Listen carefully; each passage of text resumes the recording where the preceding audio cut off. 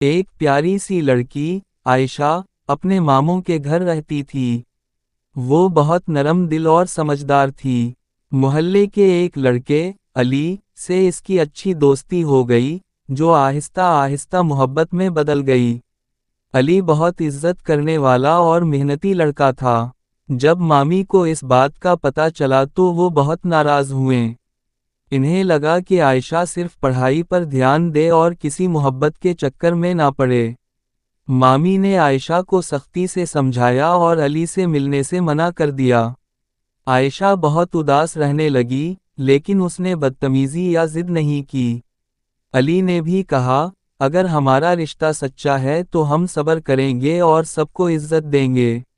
وقت گزرتا گیا۔ علی نے محنت کر کے اچھی نوکری حاصل کی اور پھر عزت کے ساتھ عائشہ کے ماموں کے گھر رشتہ بھیجا۔ ماموں نے علی کی ایمانداری اور اچھے اخلاق دیکھے تو وہ راضی ہو گئے۔ آخرکار مامی نے بھی سمجھ لیا کہ اچھا انسان دولت سے نہیں بلکہ کردار سے پہچانا جاتا ہے۔ کہانی کا سبق: سچی محبت ہمیشہ عزت، صبر اور اچھے کردار کے ساتھ کامیاب ہوتی ہے۔